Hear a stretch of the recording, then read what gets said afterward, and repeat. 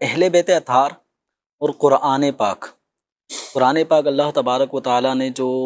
ہمیں اس کے اندر حکم دیا ہے اہل ایمان کو کہ صبر کے ذریعے اور نماز کے ذریعے مدد چاہو، اور اللہ تبارک و تعالیٰ صابرین کے ساتھ ہے۔ تو اللہ تبارک و تعالیٰ کے ان احکامات پر عمل کا جو عملی تفسیر اگر ہم دیکھتے ہیں، یقیناً یہ آیت کریمہ کے اول مخاطب صحابہ کرام علیہم رضوان ہیں، ان میں حضرات اہل بیت اطہار بھی ہیں، لیکن اس حکم خدا بندی پر جو عمل کرنے کا مرحلہ جب ہم دیکھتے ہیں تو اس کی عملی جیتی جاگتی تفسیر یہ اہل بیت اطہار کے کربلا کے میدان میں ہمیں نظر آتی ہے۔ تو اہل بیت اطہار قرآن کے ساتھ ہیں، قرآن ان کے ساتھ ہے۔ ایک حدیث مبارکہ سرکار دو عالم صلی اللہ علیہ وآلہ وسلم سے حضرت سیدنا زید بن ارقم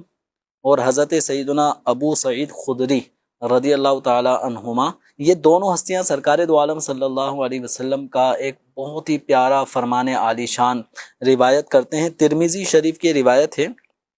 آپ صلی اللہ علیہ وسلم نے فرمایا انی تارک فیکم ما ان تمسکتم بہ لن تضلوا بعدی،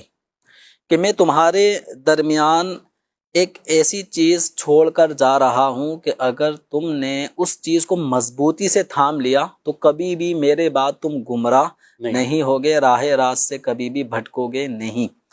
اب پھر فرمایا احدہما اعظم من الآخر، ان دو باتوں میں سے ایک شے دوسری سے مرتبے میں عظمت میں زیادہ ہے، اور وہ کتاب اللہ۔ تو فرمایا کہ کتاب اللہ حبل ممدود من السماء الی الارض، پہلی چیز ہے اللہ تبارک و تعالیٰ کی کتاب، یہ آسمان سے زمین تک ایک دراز کی ہوئی رسی ہے۔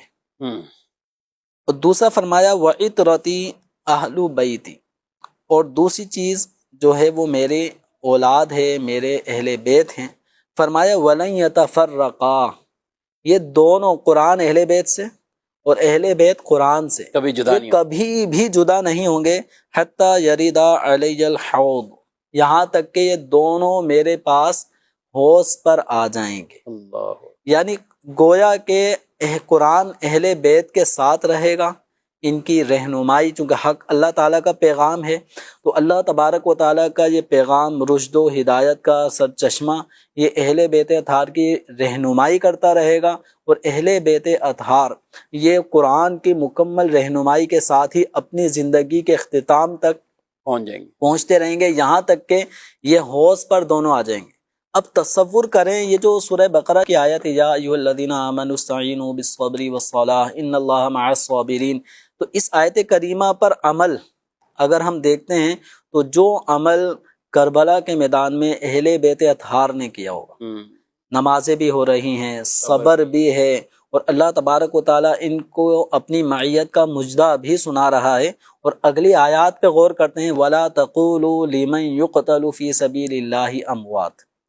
صبر بھی کرنا ہے، اور صبر کا کبھی کبھی انجام یہ ہوتا ہے کہ آدمی جام شہادت بھی نوش کر لیتا ہے حق بات پہ ڈٹ جانے کی وجہ سے۔ تو جب حق بات پہ ڈٹنے کی وجہ سے جب شہادت بھی اگر کسی کو نصیب ہو رہی ہوتی ہے تو اس کا مقام و مرتبہ اللہ تعالیٰ بیان فرما رہے وَلَا تَقُولُوا لِمَن يُقْتَلُ فِي سَبِيلِ اللَّهِ أَمْوَاتٌ، کہ جو اللہ کی راہ میں مارے جاتے ہیں ان کو مردہ مت کہو، بلکہ وہ زندہ ہیں، تمہیں ان کی زندگی کا شعور نہیں ہے۔